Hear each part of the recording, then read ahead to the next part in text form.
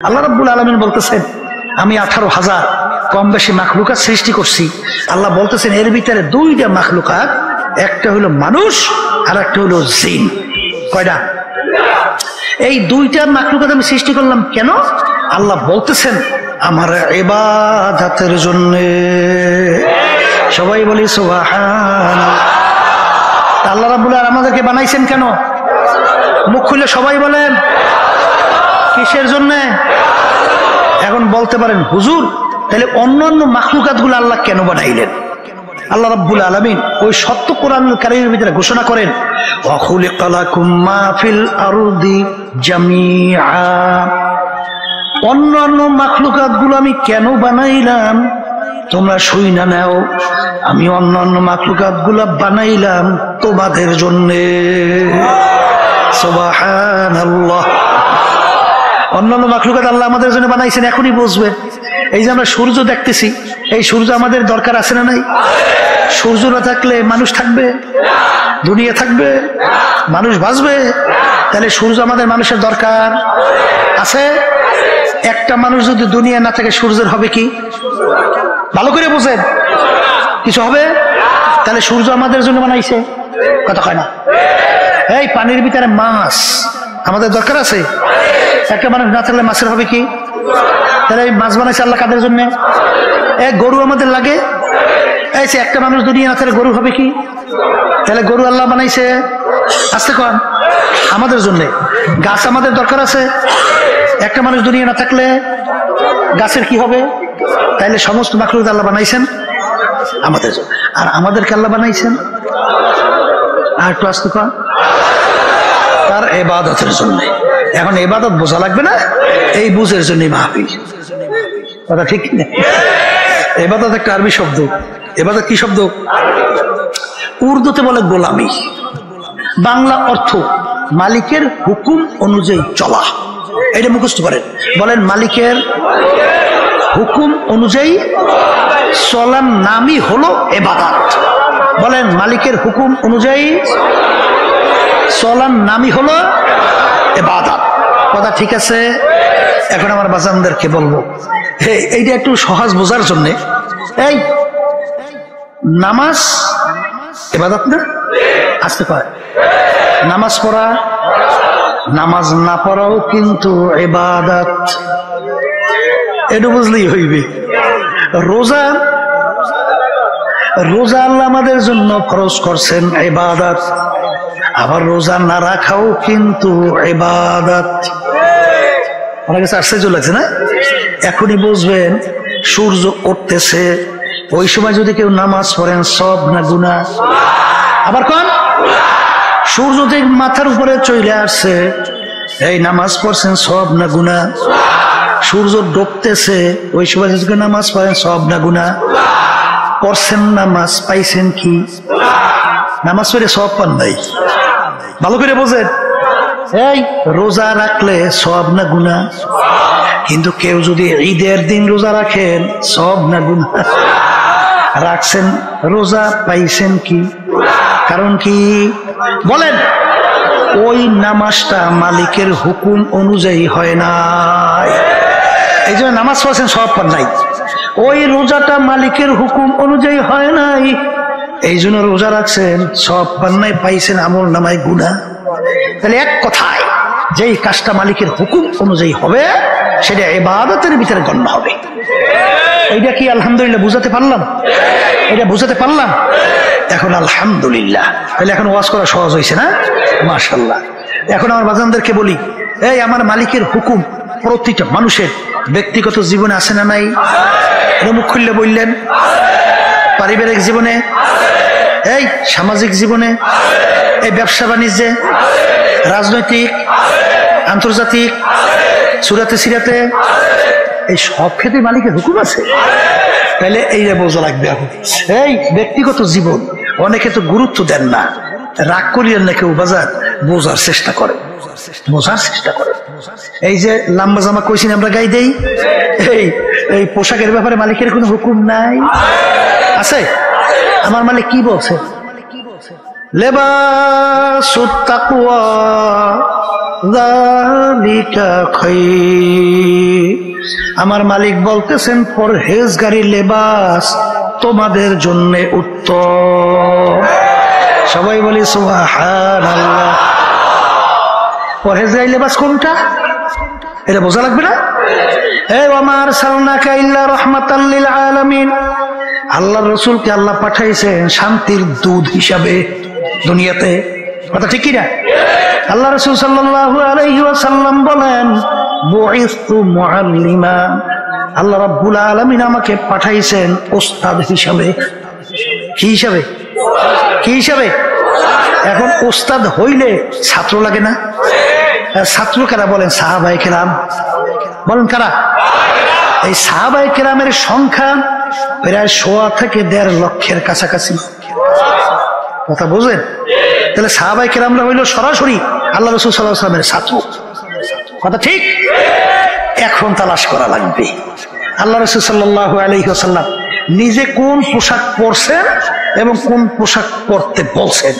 আল্লাহ রাসূল সাল্লাল্লাহু আলাইহি ওয়াসাল্লাম সাহাবায়ে কেরামদের কোন পোশাক পরাইছেন এবং কোন পোশাক পরতে বলছেন।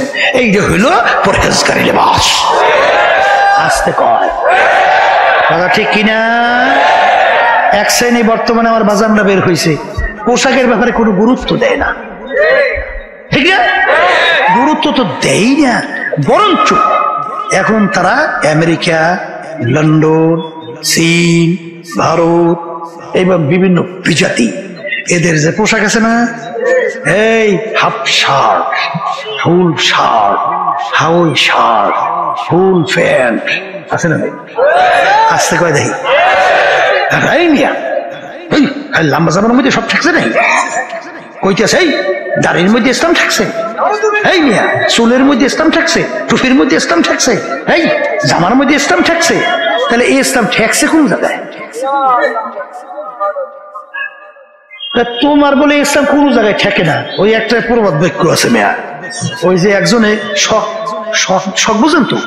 শখ বুঝেন নাই? মানে এর মনে একটু চাহিদা, একটা হাতের ভিতরে বাঘ অঙ্কন করবে। বাঘ কি অঙ্কন করবে? এখন বাঘ যারা অঙ্কন করে তাদের কাছে বলে ভাই আমার হাতে একটা বাঘ আঁকে দাও। এখন বাঘ আঁকতে হইলে সিদ্ধ করা লাগে। এখন বাঘের মাথা মাথা মাথা আঁকবে। যেই কয়েকটা টোকা দিয়েছে, ভাই ভাই ভাই থামেন, কি হয়েছে? কলে থামোদি ভাই, কি আঁকতে আসো? কলে বাঘের মাথা। কলে ভাই বাঘটা থাকবে হাতের মধ্যে, মাথা না থাকলে কি হইবে? আর একটা আঁকো। এখন পেয়াটাকা শুরু করছে, আসলেই হচ্ছে ভাই থামো দেই। এখন হাত থাকবে, বাঘ থাকবে হাতের মধ্যে, অত বাস্তব না বেটা, ওই পেট না আঁকলে হইবে কি? এখন করতে করতে এখন আর কিচ্ছু নাই। এখন করে বাঘ আঁকো। এখন ওই আকুন নেলা বলতে আছে যেই বাঘের মাথা নাই, যেই বাঘের পেট নাই, যেই বাঘের চোখ নাই, যেই বাঘের কান নাই, যেই বাঘের লেজ নাই, এ আল্লাহর দুনিয়াতে বাঘ নাই, ও বাঘ আমি আঁকতেও জানি না। কথা বুঝছো? এখন ইসলাম টুপির মধ্যে নাই, দাড়ির মধ্যে নাই, চুলের মধ্যে নাই, লম্বা জামার মধ্যে নাই, ওই পায়জামার মধ্যে নাই, পোশাকের মধ্যে নাই। তাই ইসলাম ঠেকছে কোন জায়গায় যাই? কথা বলছে। এই যে আমার বাজারদেরকে বলবো, এই পরহেজগারি লেবাস দরকার আছে না নাই? হুকুম আমার? কোন পীরে না, আল্লাহ। এই জন্য কবি এক কথায় বুঝাইছেন বাজান, না আমেরিকা লা লন্ডন সে হুলফত, হামি মস্তে মদিনা কর খুদায়া। হে মুসলমান সন্তান, তোমাদের রাস্তা আমেরিকা, লন্ডন, ভারতের রাস্তা না রে মুসলমান। তোমাদের রাস্তা হইল মদিনার আল্লাহর হাবিব শুয়ে আছেন তার দেখানো রাস্তা। ঠিক না ঠিক? তাহলে পোশাকাদের ব্যাপারে মালিকের হুকুম আছে আছে আছে। পারিবারিক জীবনে মালিকের হুকুম আছে না নাই? এক শ্রেণী আমার বাজানরা নামাজ পড়ে, রোজা রাখে, তাসবিহ নিয়ে মাওলার জিকির করে, তাহাজ্জুদের নামাজও পড়ে। ওদিকে ঘরে ছেলেটা নামাজ পড়ে না, মেয়ে নামাজ পড়ে না, স্ত্রী নামাজ পড়ে না। মেয়ে বেপরদায় চলে, স্ত্রী বেপরদায় চলে। তুমি ভালো করে যাই না রাখো, আমার মালিক বলেন উ আনফুসাকুম ওয়া আহলিকুম নার, নিজে জাহান্নামের আগুন থেকে বাঁচো, আহাল পরিবার পরিজন সন্তানাদিকে জাহান্নামের আগুন থেকে বাঁচাও। এখানে আমার মালিকের হুকুম আছে না নাই? জোরে বলা আছে না নাই? আমিনু কামা আমানান নাস, আমার মালিক বলেন তোমরা ঈমান আনবা, তোমরা আমার উপরে বিশ্বাস রাখবা। কেমন বিশ্বাস, কেমন ঈমান আনবা? আল্লাহ রাব্বুল আলামিন ঈমানের ধরন বলেন, সাহাবায়ে কেরামরা যেভাবে ঈমান আনছিল, সাহাবায়ে কেরামরা আসতে কয়, সাহাবায়ে কেরামরা যেভাবে ঈমান আনছিল এইভাবে ঈমান আনো। সাহাবায়ে কেরামদের ঈমানের অবস্থা কেমন ছিল? হ্যাঁ, এই আবু বকর সিদ্দিক রাদিয়াল্লাহু তাআলা আনহু মুসলমান না? হ্যাঁ, যুদ্ধের ময়দানে ইসলামের পক্ষে যুদ্ধ করে। ছেলে তখনও মুসলমান হয় নাই, ছেলে তখনও মুসলমান হয় নাই।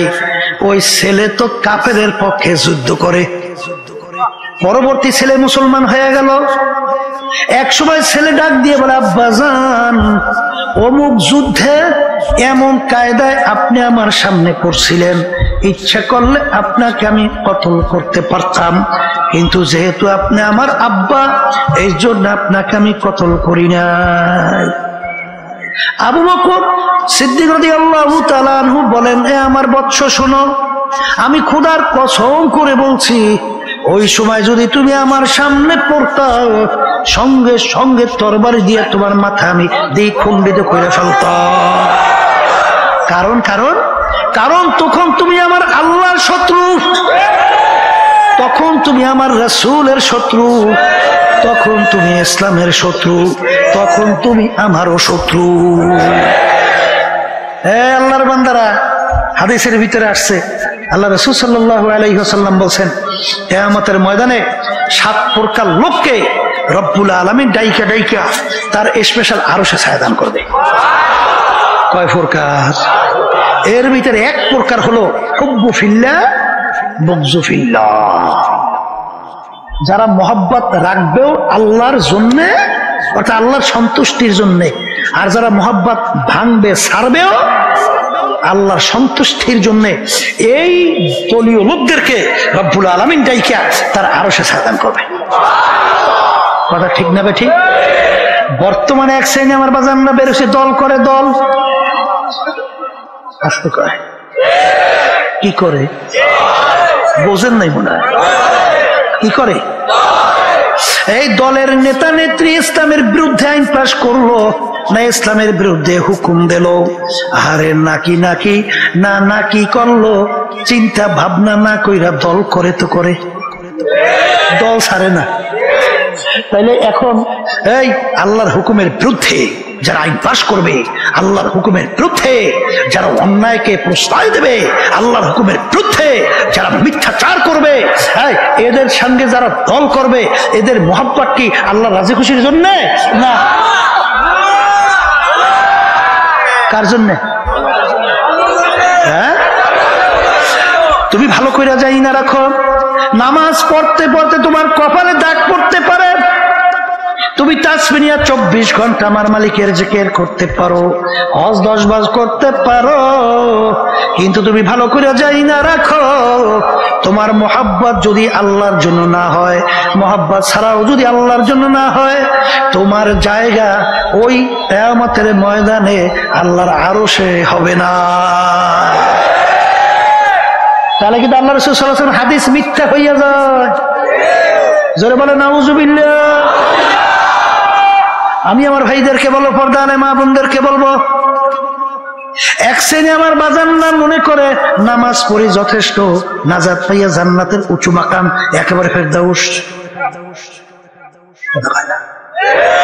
আছে না নাই? এই একটা গল্প শোনেন নাই? এই প্রবাদ বাক্য, স্বপ্নের মধ্যে আপনার দেশে, আমিও তো এই ভোলাইয়া নাতি, বুঝছেন, আমার নানা বাড়ি কিন্তু দেউল তালুকদের বাড়ি বুরহানুদ্দিন, বুঝছেন তো, আমি আপনাকে এই মাঠেরই তো সন্তান, তাই সেই হিসেবে বলতেছি, আপনাকে দেশে তো ওই শীতের দিনে হাঁসের গোশ খুব কায়দা করে খায়। তৈলাক্ত হাঁস নাকি, তৈলাক্ত হাঁসের গোশ আর রুটি পিঠা বানাইছে চাউল দিয়া, খুব সুন্দর মোলায়েম মশাদায়ক, বুঝলেন? ওদিকে হাঁসের গোশটাও খুব তৈলাক্ত হাঁস, পাকও খুব স্বাদ হইছে। এখন ঘুমে স্বপ্নের মধ্যে মজামাই দিয়ে হাঁসের গোশ আর রুটির পিঠা খায়। এর মধ্যে খায় স্বপ্নের মধ্যে, মজাও পাইছে, পেট ভরিয়া হাঁসের গোশও খাইছে। খাইলো এ তো খুব আনন্দ। এই হাঁসের গোশ আর রুটির পিঠা এই স্বপ্নের পেট ভরছে, পেট ভরছে। বরঞ্চ পাশে যে খাতা খেতা ছিলেন তো চাবাইয়া ফাতা ফাতা জোরে আসবে না, জানি ওই হাঁসের গোশ রুটি চাবাই কেউ দিলে খাতা চাবাই, জোরে বুঝছেন কথা? তাহলে ওই স্বপ্নের হাঁসের গোশ রুটি পিঠায় কোনোদিন পেট ভরে না। যারা নাকি অমা খলাকতুল জিন্না ওয়াল ইনসা ইল্লা লিয়াবুদুন, মালিক তোমাকে আমাকে বানাইছে তার হুকুম অনুযায়ী চলা। এই আল্লাহর বান্দারা, পর্দা আলেম মা বোনেরা, আমরা নামাজ পড়ি, আমরা রোজা রাখি, মালিকের হুকুম পালন করি। আমাদের নামাজ দিয়ে আমার মালিকের কিন্তু কিছু আসে যায় না। এই তোমার আমার নামাজ দিয়ে আল্লাহ করবে কি? আসতে কয় আর নামাজ দিয়ে কোনো কাজ আছে? এই আমরা রোজা রাখি, রোজা দিয়ে আল্লাহ করবে কি? কোনো কাজ আছে? আমরা হজ করি, হজ দিয়ে আল্লাহ করবে কি? কোনো কাজ আছে? আমরা কোরবানি পশু জবাই করি, এর রক্ত গোশত আল্লাহ নেয় কি? নেয় কি? দেখে কি পায়? তোমার আমার ভিতরে অবস্থা, কথা ঠিক কিনা? হুজুর নামাজ পরীক্ষা, আর আমার মালিক পরীক্ষার জন্য দুনিয়াতে পাঠাইছে মেয়া। এখানে মেয়া করে তোমার সমস্যা যে ও আল্লাহর বান্দারা ভাই, বুঝছেন? মালিক আমাদেরকে পাঠাইছে কিসের জন্য? কথা হয় না, পরীক্ষার জন্য। আমার মালিক বলছেন লিয়াবলুয়াকুম আইয়ুকুম আহসানু আমালা, আমি পরীক্ষার জন্য পাঠাইছি, আমার হুকুম অনুযায়ী কেটা করো আর কেটা করো না। এই জন্য আমি স্বাধীনতা দান করছি। পরীক্ষার ফলে ছাত্রছাত্রী পরীক্ষা দেয় 3 ঘন্টার জন্য, ওখানে কোনো বাধা নিষেধ আছে? যা মনে করে তা লেখে, বাধা দেওয়ার কোনো আইন আছে? তাহলে পরীক্ষার হলে স্বাধীনতা দিয়া আমার মালিক বলতেছে এইটা কর, এইটা করিস না, আমি দেখবো আমার কথা মানো কিনা। কথা বলছে? যারা মানবে আমার মালিক তাদের জন্য বেশারা সুসংবাদ, তোদের জন্য আমি মেহমান খানা বানাইয়া সাজাই আমি অপেক্ষা করতে আছি। এই কথা ঠিক না? ঠিক। আর যদি আমার কথা অনুযায়ী না চল, তাহলে জেলখানাও বানাইছি। ওই জেলখানার মধ্যে এক এক অপরাধের জন্য বিচারকের সামনে যখন আসামি বলে স্যার অন্যায় করছি একটা, মাফ করিয়ে দেন, আর করবো না, ওয়াদা করতেছি। জজ সাহেব মাফ করে না? করে। বলে ওরে আসামি, মাপের কোনো আইন নাই, অন্যায় একটা করছো, একটা শাস্তিই দেব, 2টা দেব না। কথা ঠিক? তাহলে 1 ওয়াক্ত নামাজ পড়বেন বলতে বলতে অন্য ওয়াক্ত আসছে। কেউ যদি ইচ্ছা করে 1 ওয়াক্তের নামাজ নিয়ে অন্য ওয়াক্তে কাজা কইরা পড়েন, এই অপরাধের জন্য 2,88,00,000 বছর জাহান্নামের আগুনে জ্বলা লাগবে। একটা রোজা যদি কেউ ইচ্ছা করে ছাইরা দেন রমজান মাসে, কম পক্ষে 70,000 বছর জাহান্নামের ওই জেলখানা আগুনে জ্বলা লাগবে। কেউ যদি ইচ্ছা করে একটা মিথ্যা কথা বলেন, একটা কবিরা গুনাহ হবে, আর একটা কবিরা গুনার জন্য কমপক্ষে 7,000 বছর জাহান্নামের আগুনের ভিতরে জ্বলতে হবে। কেউ যদি যেই মহিলাদের সঙ্গে দেখা দেওয়া জায়েজ নাই, সেই মহিলাদের সঙ্গে যদি ইচ্ছা করে দেখা দেন, একটা কবিরা গুনাহ হবে, আর একটা কবিরা গুনার জন্য কমপক্ষে 7,000 বছর জাহান্নামের আগুনে জ্বলতে হবে। এ আল্লাহর বান্দারা, আল্লাহ রাসূল সাল্লাল্লাহু আলাইহি ওয়াসাল্লাম বলেন, কেউ যদি হারাম মালের দ্বারা রক্ত এবং গোশত তৈরি হয়, তার জায়গা জাহান্নাম, ছাড়া হবে না। আমিনু কামা আমানান নাস, তোমরা ঈমান আনো সাহাবায়ে কেরাম যেভাবে ঈমান আনছিল। বাজান একটা উদাহরণ খেয়াল রাখা দরকার। আবু বকর সিদ্দিক রাদিয়াল্লাহু তাআলা আনহু গোলাম ছিল, আজাদ করে দিয়া বলে, গোলাম তুমি আজাদ। মাঝে মাঝে কিছু খাদ্য নিয়ে আসতে বলে, নিয়ে আইসো। মাঝে মাঝে খাদ্য নিয়ে আসে, বসে তুমি কিভাবে কামাই করছো? যখন দেখতেন হালাল তিনি খাইতেন। বাজান একদিন পেটও আবু বকর সিদ্দিক রাদিয়াল্লাহু তাআলা আনহু তার পেটে বড় ক্ষুধা, গোলাম খাদ্য নিয়ে আসছে, জিজ্ঞাস না কইরে খাদ্য খাইয়া ফেললো। গোলাম ডাক দিয়ে বলে, হযরত আপনি না জিজ্ঞাস করে কেন খাদ্য খাইলেন? তখন বলেন, বাবা তুমি তো অন্যান্য সময় হালাল উপায়ে তুমি আনো, আজকেও চিন্তা করছি হালাল উপায়ে আনছো, পেটেও বড় ক্ষুধা, জিজ্ঞাস না করে খাইয়া ফেলছি, এখন বলো কিভাবে তুমি কামাই করছো?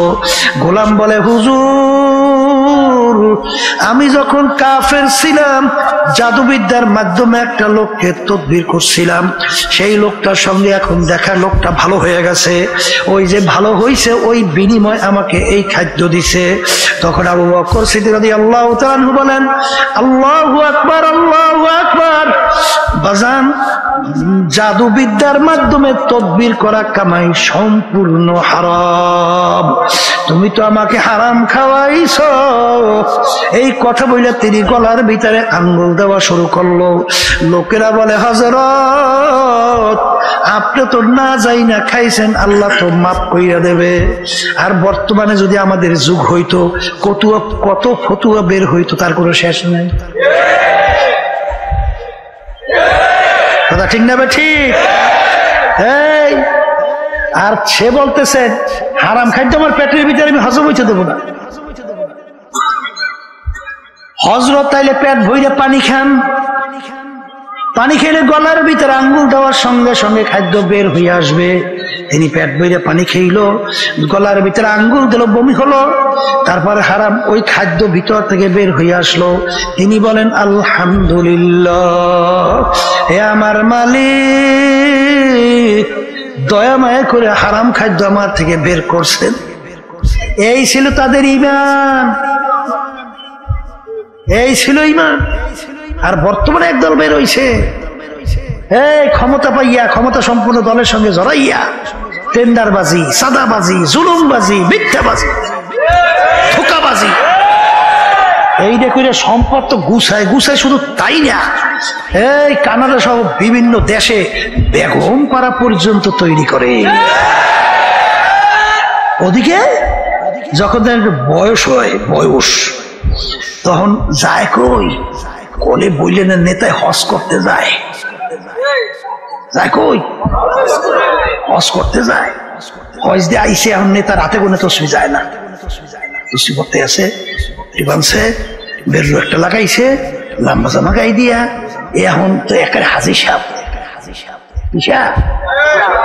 তুমি ভালো করে যাই না রাখো, যতক্ষণ পর্যন্ত যেই পরিমাণ সম্পদ তুমি ধোকাবাজি কইরা, টাউলটামি পাল্টামি কইরা, টেন্ডারবাজি, চাঁদাবাজি কইরা যেই সম্পদ তুমি ভক্ষণ করছো, ব্যবহার করছো, তুমি সম্পদ গুছাইছো, ওই পরিমাণ সম্পদ তুমি যতক্ষণ পর্যন্ত, অর্থাৎ যদি সরকারি ফান্ডের নিয়ে থাকো, সরকারি ফান্ড কোন ব্যক্তির থেকে যদি নিয়ে থাকো, ব্যক্তিকে ফেরত না দেওয়া পর্যন্ত 10 বার না, তুমি যদি 50 বার হজ করো, জাহান্নাম ছাড়া তোমার জায়গা হবে না। হাদিসের ভিতরে আছে, ইল্লা বিল হক্কুল ইবাদ, ইল্লা বিল হক্কুল ইবাদ, ইল্লা বিল হক্কুল ইবাদ। এই যে আমার বাজানদেরকে বলবো তাদের ঈমান কেমন ছিল। ওমর ফারুক রাদিয়াল্লাহু তাআলার নাম শুনছেন? শুনছেন না? নীল নদীর নাম শুনছেন? নীল নদী, নীল নদীর আস্তে আস্তে নীল নদীর এই প্রতি বছর একটা নিয়ম ছিল, একটা সময় পানি শুকিয়ে যাইত, আর ওই পানি শুকাইলে ওই নীল নদীর পানি খেইয়া লোকজন বাঁচে, আর ওই পানি দিয়ে ফসলাদি হয়।